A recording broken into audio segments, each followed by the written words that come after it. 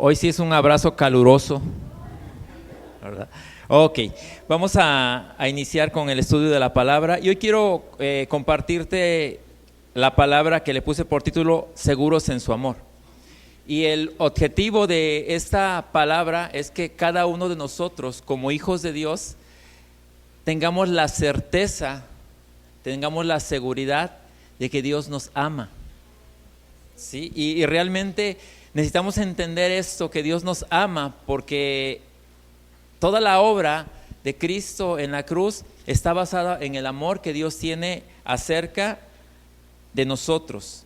Entonces, la seguridad del amor de Dios me genera confianza ante la incertidumbre, el miedo y todos los asuntos de la vida. Sí, es cierto, en esta vida pues tenemos momentos de incertidumbre. Podemos pasar por miedos, temores a ciertas cosas, pero nosotros tenemos que entender algo: en Él estamos seguros, nosotros estamos seguros en su amor. Él nos ama a pesar de todo lo que estemos pasando. Él nos ama, no importa, incluso no importa la condición que nosotros tenemos, porque la misma Escritura habla que Él nos amó antes de que nosotros le amáramos. Entonces nosotros necesitamos entender y necesitamos abrazar ese amor, necesitamos conocer ese amor, pero también caminar en ese amor que Él tiene para nosotros. Y bueno, quiero que me acompañes por favor a la carta a los Romanos, en el capítulo 8, versículo del 28 al 39, por favor. Y la Escritura cita de la siguiente manera: y sabemos que Dios hace que todas las cosas cooperen para el bien de quienes lo aman y son llamados según el propósito que Él tiene para ellos. Pues Dios conoció a los suyos de antemano y los eligió para que llegaran a ser como su Hijo, a fin de que su Hijo fuera el hijo mayor de muchos hermanos. Después de haberlos elegido, Dios los llamó para que se acercaran a Él, y una vez que los llamó, los puso en una relación correcta con Él, y luego de ponerlos en relación correcta con Él, les dio su gloria. ¿Qué podemos decir acerca de cosas tan maravillosas como estas? Si Dios está a favor de nosotros, ¿quién podrá ponerse en nuestra contra? Si Dios no se guardó ni a su propio Hijo, sino que lo entregó por todos nosotros, ¿no nos dará también todo lo demás? ¿Quién se atreve a acusarnos a nosotros, a quienes Dios ha elegido para sí? Nadie, porque Dios mismo nos puso en una relación correcta con Él. Entonces, ¿quién nos condenará? Nadie, porque Cristo Jesús murió por nosotros y resucitó por nosotros y está sentado en el lugar de honor a la derecha de Dios e intercede por nosotros. ¿Acaso hay algo que pueda separarnos del amor de Cristo? ¿Será que Él ya no nos ama si tenemos problemas o aflicciones, si somos perseguidos o pasamos hambre o estamos en la miseria o en el peligro o bajo amenaza de muerte? Como dicen las Escrituras, por tu causa nos matan cada día, nos tratan como ovejas en el matadero. Claro que no. A pesar de todas estas cosas, nuestra victoria es absoluta por medio de Cristo, quien nos amó. Y estoy convencido de que nada podrá jamás separarnos del amor de Dios, ni la muerte, ni la vida, ni ángeles, ni demonios, ni nuestros temores de hoy, ni nuestras preocupaciones de mañana, ni siquiera los poderes del infierno pueden separarnos del amor de Dios. Ningún poder en las alturas ni en las profundidades. De hecho, nada en toda la creación podrá jamás separarnos del amor de Dios que está revelado en Cristo Jesús, nuestro Señor. Y si tú fuiste atendiendo esta porción de la Escritura, te das cuenta cómo Dios, a través del apóstol Pablo, nos está afirmando y está asegurando de que no hay nada que nos pueda separar del amor de Dios.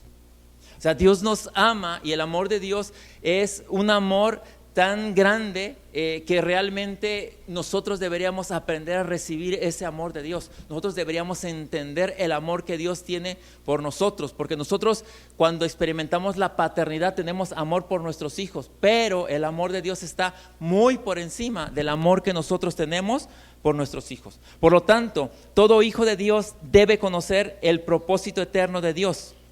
El ignorar tal propósito puede hacer que vivamos vidas fuera de diseño o vidas infructíferas. Eso es algo muy importante, porque el amor de Dios tiene un propósito. El amor de Dios está direccionado. El amor de Dios nos lleva a que nosotros conozcamos su propósito eterno. Si nosotros no conocemos cuál es el propósito por el cual Él nos creó, si no conocemos el por qué y el para qué estamos aquí en la tierra, vamos a fallar, vamos a errar en aquello a lo que nosotros fuimos llamados en Cristo Jesús. Pero lo primero que tiene que pasar en nosotros es que necesitamos entender, necesitamos abrazar el amor de Dios. Voy a volver a retomar Romanos en partes, Romanos 8:28, que dice así: y sabemos que Dios hace que todas las cosas cooperen para el bien de quienes lo aman y son llamados según el propósito que Él tiene para ellos. Todo hijo de Dios debe conocer el propósito eterno de Dios. Todos nosotros deberíamos de conocer el propósito eterno de Dios. ¿Cuál es el propósito eterno de Dios? Sencillo así, Dios quiere darse a conocer a toda la creación, ¿sí?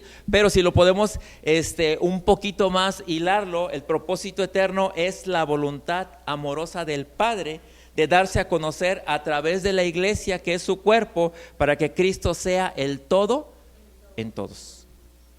Entonces, ese es el propósito eterno, que Él quiere darse a conocer, y Él se va a dar a conocer a través de la vida de sus hijos, a través de la expresión de su cuerpo, que es su iglesia, que somos todos nosotros. Repito nuevamente Romanos, dice: y sabemos que Dios hace que todas las cosas cooperen para el bien de quienes lo aman. ¿Qué está diciendo aquí? Que el amor que Él tiene por nosotros debe ser correspondido. Ahora, voy a preguntar, porque ya sé que en esta semana les estuvieron preguntando, ¿verdad? Entonces voy a seguir con la dinámica de las preguntas. A ver, ¿cómo sabes tú que una persona te ama? ¿Quién me dice cómo sabes que una persona te ama? Lo demuestra con sus hechos. Díganme ejemplos. ¿Cómo sabes que alguien te ama? Porque se preocupa por ti. ¿Por qué más? Te busca. Ahora, voy a ir un poquito más profundo. ¿Cómo podemos demostrarle nosotros el amor a Dios?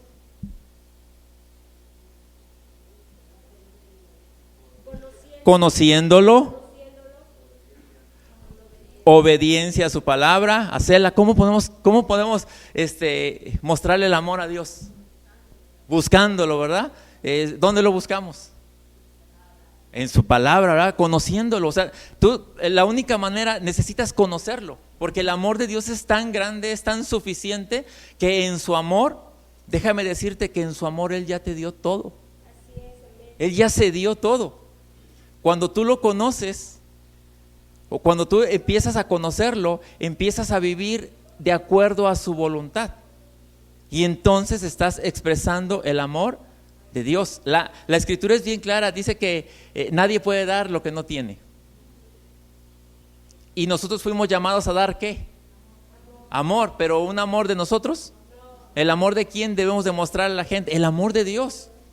Entonces, si te das cuenta, dice: y sabemos que Dios hace que todas las cosas cooperen para el bien de quienes lo aman. O sea, no es para todos. Dios hace que todas las cosas cooperen para el bien de quienes, de los que lo aman, de los que lo buscan, de los que quieren conocerlo, de los que quieren entenderlo, de los que quieren involucrarse en los negocios del Padre, de los que quieren vivir conforme a su voluntad, de los que quieren alinearse al propósito eterno de Dios. Conocer y vivir en el propósito nos permite poner la mirada en las cosas de arriba y no en las de la tierra. En otras palabras, esto nos da una óptica celestial, una óptica de arriba. Empezamos a ver las cosas desde una perspectiva totalmente celestial. Empezamos a tomar decisiones desde una perspectiva totalmente celestial. Muchas de las decisiones que nosotros tomamos son netamente terrenales. Y como terrenales, las decisiones que hemos tomado, también las consecuencias son terrenales.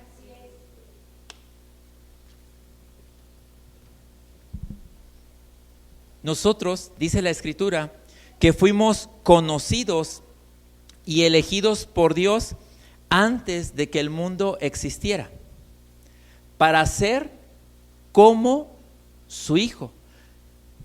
Él ya tenía un prototipo para que nosotros fuéramos. O sea, Dios no solamente dice, pues a ver, hay que se las arreglen. No, Él nos dejó en Cristo, nos dejó un prototipo, nos dejó un modelo para que nosotros pudiéramos vivir. Una de las características de Cristo o de Jesús, una vez que se bautizó, es que dice que el Espíritu Santo, ¿dónde estuvo? En Él. Y el Espíritu Santo no se apartó de Él hasta que Él entregó su Espíritu al Padre. Que si tú has leído el Antiguo Testamento, el Espíritu Santo en el Antiguo Testamento solamente posaba en algunas personas, los reyes, los profetas, pero como por destellos, para hacer algo, para dar una palabra y luego se iba. Pero en Jesús el Espíritu posó, ¿sí? Permanentemente. Y eso mismo pasa ahora en nosotros, ¿sí? Por eso es que nosotros tenemos todas las de ganar. ¿Por qué? Porque tenemos la guianza del Espíritu de Dios en nosotros.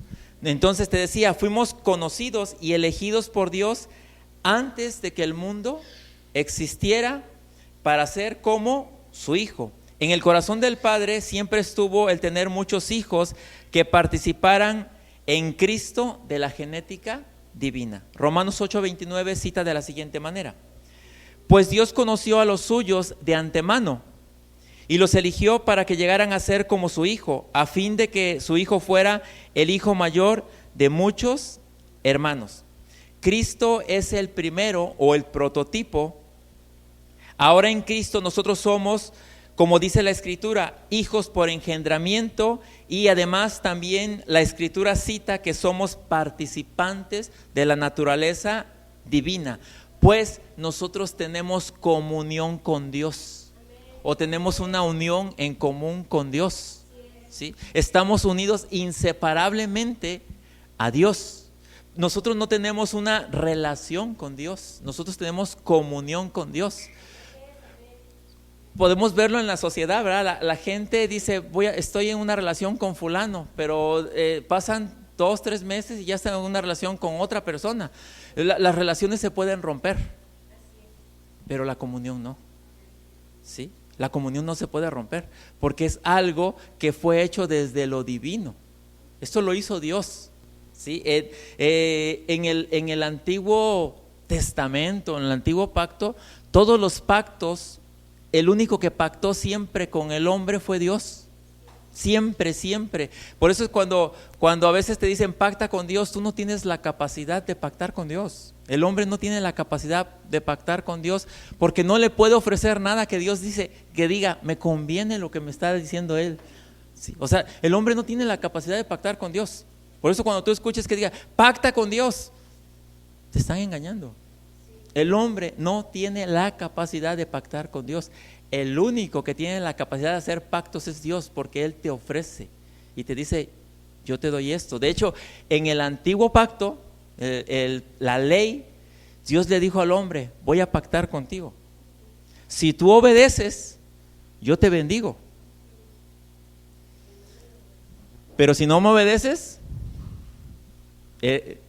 quedas en maldición, porque eso era lo que decía la ley. Pero ahora en Cristo, tú lees la Escritura en la carta a los Hebreos, dice que Dios no teniendo con quién pactar, pactó consigo mismo. El Padre pactó con el Hijo, ¿sí? Y el Hijo cumplió el pacto. O sea, prácticamente en este pacto nosotros solamente somos beneficiarios, ¿sí?, de ese pacto que el Padre hizo con el Hijo o consigo mismo. Somos beneficiarios del nuevo pacto nosotros. Entonces, esto nos hace competentes para mostrar la grandeza de Dios. Somos competentes no por lo que nosotros logramos, sino por lo que Él alcanzó, sino porque Él cumplió el pacto con el Padre eterno. Fuimos llamados por Dios para acercarnos a Él, al aceptarle a Él o al aceptarle a Cristo. Nosotros nos acercamos a Dios cuando nosotros aceptamos a Cristo. Dios nos colocó en una relación correcta o en una comunión correcta con Él. Anteriormente la Escritura dice que estábamos apartados de Dios, destituidos de la gloria de Dios, pero la obra de Cristo nos coloca en una posición correcta, favorable delante de Dios. Entonces, cuando nosotros entendemos esa posición que ahora tenemos en Cristo, nosotros no tenemos barrera, no hay nada que nos aparte de Dios. Quiero meterte un poquito en contexto. ¿Recuerdas la estructura, cómo estaba dividido el tabernáculo? Estaba el lugar santísimo, el lugar santo y los atrios. Vamos a ilustrarlo un poquito, ¿verdad? Pero vamos a suponer, no es así, que de aquí para allá es el lugar santísimo, que de aquí para allá es el lugar santo, y pues afuera son los atrios. Quien no pertenecía al pueblo de Israel, a lo único que podía llegar era a los atrios, nada más. Al lugar santo, quien entraba eran los sacerdotes. Ellos hacían sus funciones ahí, cuidaban que el candelabro tuviera aceite, que las mesas tuvieran los panes, pero no había un lugar para sentarse, porque tenían que estar haciendo un trabajo continuo. El lugar santísimo tenía una cortina de pieles. Esa cortina, el único que podía acceder al lugar santísimo era el sumo sacerdote, pero para poder acceder tenía que hacer un sacrificio antes por sus pecados. Tenía que revisar que sus ropas no fuesen sucias y entraba a ese lugar amarrado de un pie con una riata o un mecate, un cordón, y en la cintura llevaba campanas. Cuando ya no escuchaban las campanas, no podían entrar a auxiliarlo. Lo único que hacían era, lo jalaban y lo sacaban. Y eso quería decir que este hombre no había entrado digno a la presencia de Dios, porque en ese lugar se expresaba la presencia de Dios. Si te das cuenta, la gracia de Dios, ahora nosotros tenemos acceso a la presencia de Dios. Es más, tanto es el acceso que tenemos que ahora Él nos habita a nosotros. O sea, eso es lo que tenemos nosotros que valorar de la grandeza de Dios. Porque por haber pactado el Padre con el Hijo, nosotros tenemos el privilegio de tener comunión con Dios. Ya te conté lo que pasaba en el antiguo pacto, en la ley, que no podría entrar alguien indigno, ¿sí? Ahora, Él nos ha hecho dignos, ¿sí? Mi esposa les compartía, la última vez que compartió, acerca de ese proceso de santificación. Nosotros en el Espíritu somos totalmente santos, pero nuestra alma está siendo santificada, ¿sí? Entonces, ese proceso no puede detenerse, sino al contrario, vamos en aumento. Tenemos la vida del Espíritu y eso nos provoca que nosotros seamos una expresión de Él cada día. Él no nos pide algo que no podemos hacer. Lo que Él nos pide es algo que Él ya nos equipó para que nosotros lo pudiéramos hacer. O sea, ya te puse este ejemplo. Tú no caes muerto, porque el Padre ya pactó con el Hijo. Pero estás en ese proceso y tú no puedes detener ese proceso. No te puedes dar el lujo o no puedes cometer la tontería de detener ese proceso. Romanos 8:30 dice así: después de haberlos elegido, Dios los llamó para que se acercaran a Él. Y una vez que los llamó, los puso en una relación correcta con Él. Y luego de ponerlos en relación correcta con Él, les dio su gloria. Todo hijo de Dios debe saber que a través de la obra consumada de Cristo en la cruz, fuimos colocados en una relación correcta con el Padre. O sea, tú no necesitas intermediarios. De ningún intermediario necesitas para llegar al Padre, porque el único intermediario que tuvimos y que nos colocó con el Padre es Cristo. Él dijo: yo soy el camino, yo soy la verdad y yo soy la vida. Nadie va al Padre si no es por medio de mí. De ahí, ni el pastor, ni el apóstol, ni el profeta, nadie te lleva a Cristo. Nadie. Así es que cuando a veces la gente pone su mirada en el pastor o que el apóstol, están poniendo la mirada en alguien que no deben de ponerla, porque en quien debemos de poner nuestra mirada es totalmente en Cristo.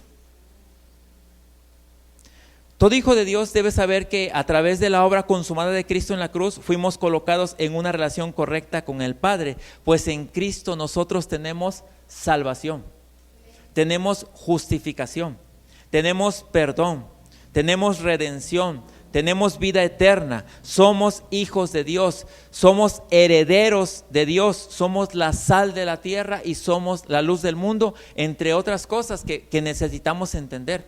Todo esto lo somos por la obra consumada de Cristo en la cruz. Y todo esto es gracias al amor que Él tiene por nosotros. Estamos en tiempos donde el mundo carece de amor.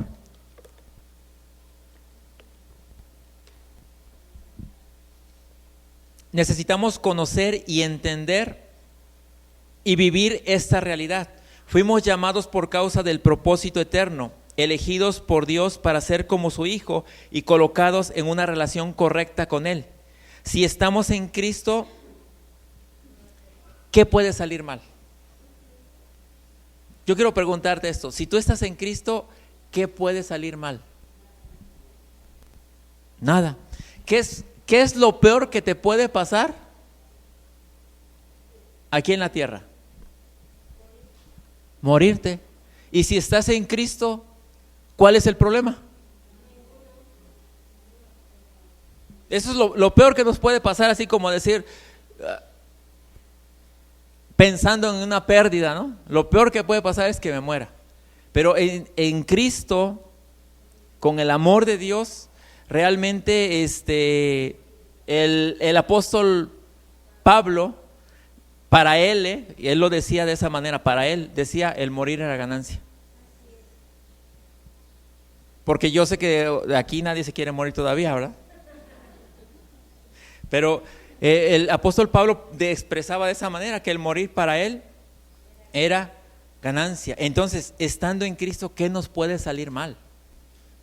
No nos pueden salir mal las cosas, pero tenemos que vivir conforme al diseño, porque a veces sí salen mal las cosas porque operamos de una manera terrenal y ya después le queremos venir a pedir a Dios que arregle todo el desbarajuste que hicimos nosotros.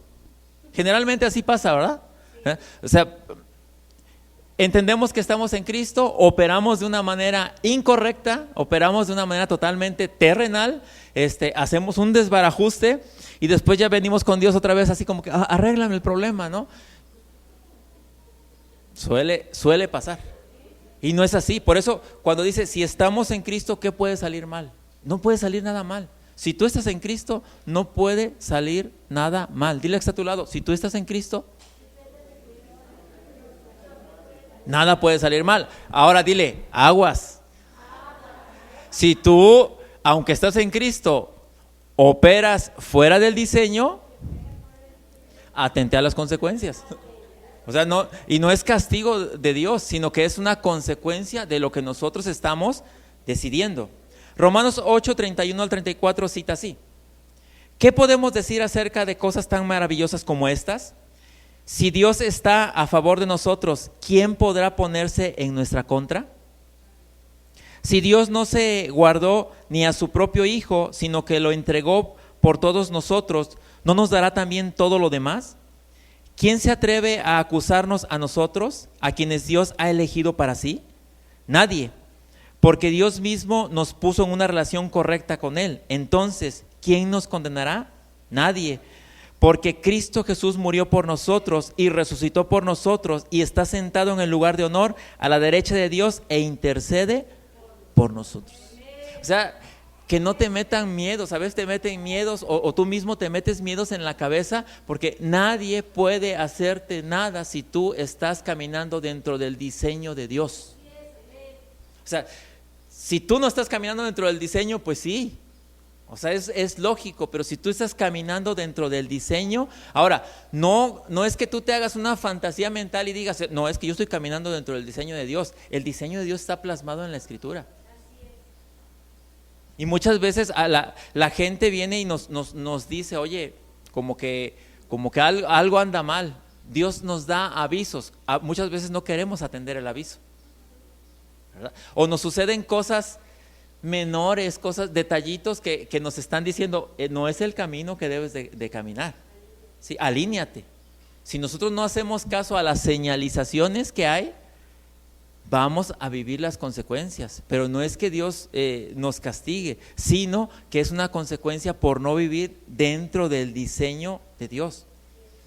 Porque realmente cuando tú caminas como un hijo de Dios entendido, maduro, que se conduce conforme a la verdad, realmente no hay problema. ¿Sí? Fuimos diseñados para vivir de esa manera. La iglesia es el Cristo corporativo en la tierra, la encargada de dar a conocer las grandezas de aquel que los llamó de las tinieblas a su luz admirable. La iglesia está totalmente limpia, en comunión correcta con Dios, y es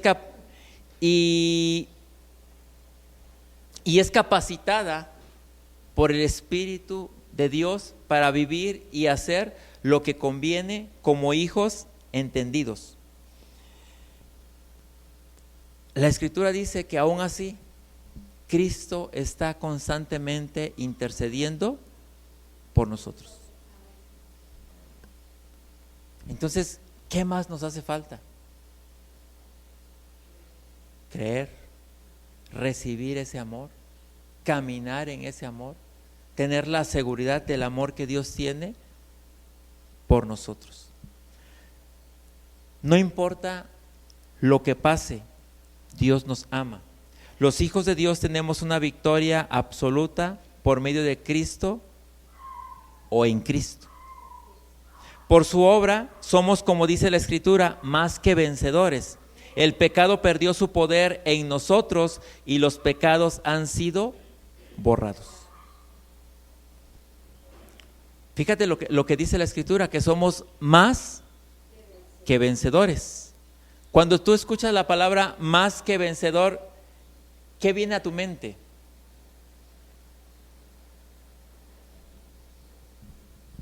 ¿Qué viene a su mente cuando escuchan la palabra más que vencedor? Una victoria. De hecho, la palabra más que vencedor es una palabra compuesta que significa en griego conquistar o conquista por completo. Lo que esta palabra quiere decir que nosotros tenemos la capacidad de conquistar o de alcanzar aquello para lo cual Dios nos diseñó a nosotros. O que tenemos la capacidad de ser efectivos en esta tierra para cumplir el propósito eterno de Dios. Eso es lo que esa palabra está diciendo, que somos más que vencedores en Cristo Jesús. O sea, cuando tú entiendes esto, ¿qué te hace sentir? Seguro, sin problema. que tienes la capacidad de ir y hacer aquello que se te encomendó en Cristo Jesús. Romanos 8, 35 al 37 cita así: ¿acaso hay algo que pueda separarnos del amor de Cristo? ¿Ustedes creen que haya algo que pueda, por lo cual Dios pueda decir, yo ya no lo amo? ¿Hay algo que pueda separarnos? Dice, ¿acaso hay algo que pueda separarnos del amor de Cristo? ¿Será que Él ya no nos ama si tenemos problemas o aflicciones, o si somos perseguidos, o pasamos hambre, o estamos en la miseria, o en peligro, o amenaza de muerte? ¿No será que a veces nosotros, cuando estamos pasando peligros, problemas, situaciones difíciles, pensamos que Dios ya no nos ama? ¿Y no será que nomás nosotros estamos pensando eso y que Dios nos sigue amando y que Dios lo que quiere es que nosotros echemos mano de ese amor que Él tiene por nosotros y que echemos mano del entendimiento que tenemos de su amor y de todo lo que Él ya nos ha dado en su Hijo? Porque eso es lo que Él quiere, que nosotros podamos madurar a tal manera que podamos saber que aunque estemos pasando momentos difíciles, Él nos sigue amando.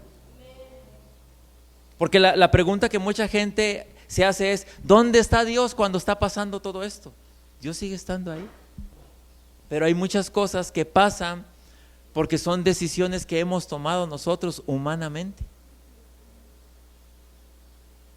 Y Dios nos ha dado todo, nos ha dado una inteligencia espiritual.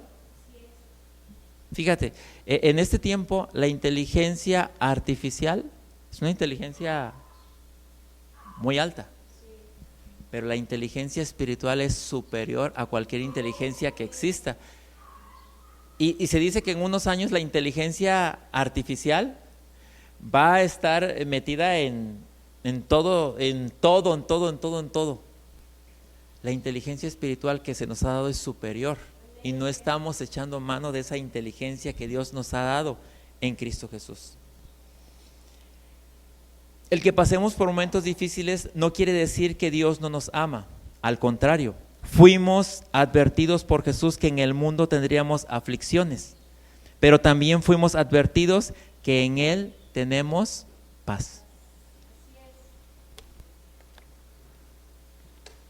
La próxima vez que estés pasando por dificultades, tú decides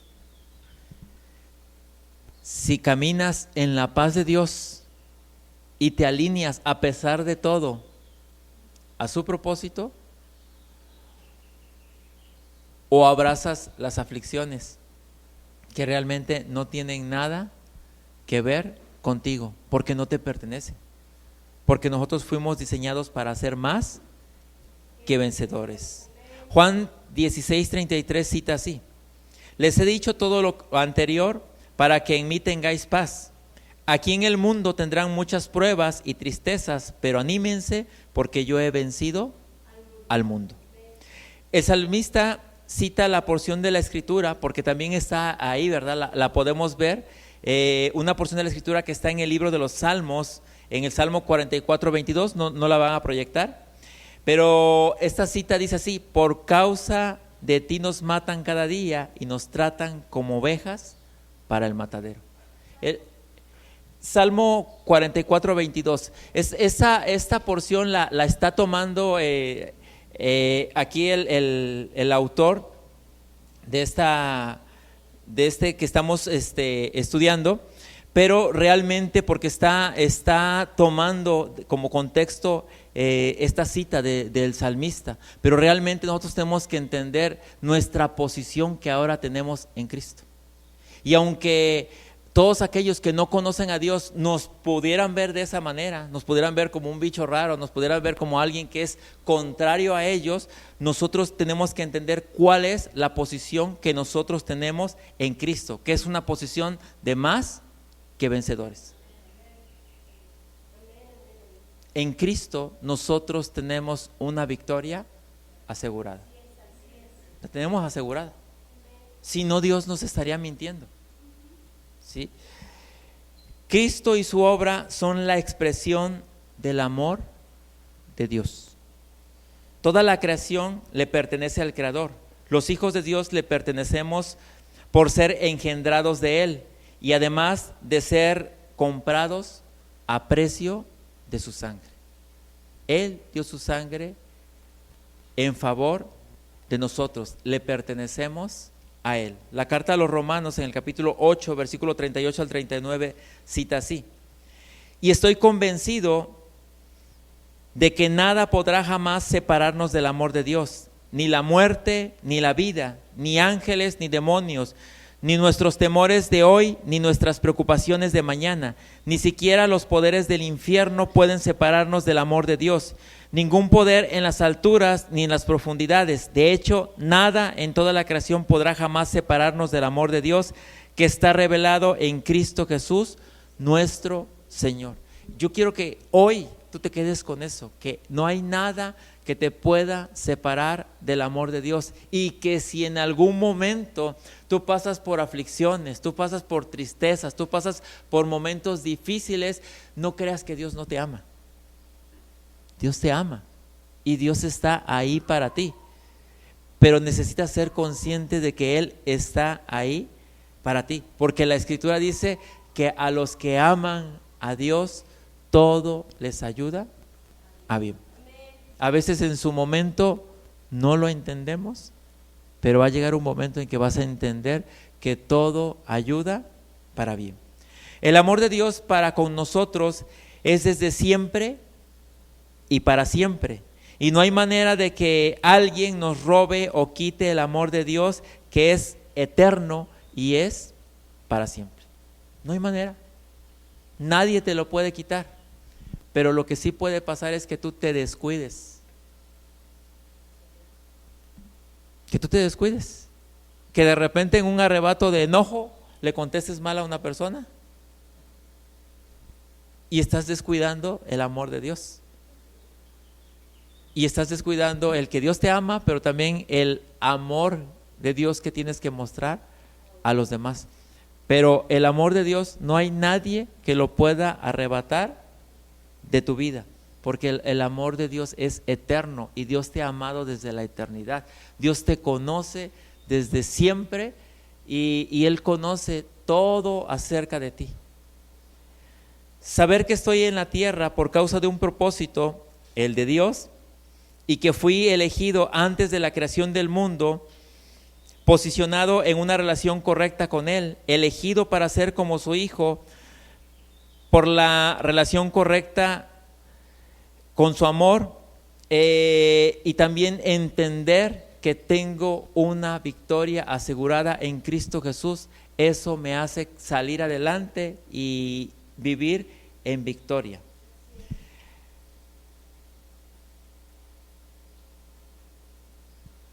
Ahora, iglesia, con todo esto que conocemos y con el amor de Dios que experimentamos cada día, deberíamos permitirle a Él que gobierne cada área de nuestro ser, porque nuestra responsabilidad es manifestar en todos los ámbitos la gloria de nuestro Padre eterno, para así corresponder al gran amor que nos muestra en cada momento. Somos hijos entendidos, porque creo que Él nos ha dado todo para ser hijos entendidos, pero tenemos que actuar con fe, con amor, con fidelidad y con gratitud a nuestro Dios. No hay otra manera de corresponder al amor de Dios, sino que corresponder a ese amor, como te lo decía, actuando con fe, creyendo lo que su palabra dice, actuando con amor, amando a todos, aún a aquellos que en algún momento se consideran nuestros enemigos, siendo fieles a su palabra, viviendo en esa fidelidad, pero sobre todo teniendo gratitud a Dios por el favor inmerecido que hemos recibido en Cristo Jesús. Amén. Vamos a orar. Padre eterno, gracias por tu palabra, gracias por tu amor, gracias porque Cada día tú nos muestras la grandeza de tu amor hacia nosotros. Estamos seguros en tu amor y yo te pido, Señor, que cada uno de los que hemos escuchado esta palabra y los que la van a escuchar puedan tener esa seguridad de que tú les amas, puedan tener esa seguridad de tu amor, puedan tener esa seguridad de que pase lo que pase, tú les sigues amando, Señor, y que todo lo que pasa ayuda para bien a los que te aman y a los que caminan conforme a tu propósito. Gracias, Padre, te damos en el nombre de Cristo Jesús. Amén. Amén. Y a todos aquellos que nos ven a través de las redes sociales, nos despedimos, no sin antes decirles, compartan este mensaje para que más gente sea edificada en Cristo Jesús. Nos vemos a la próxima.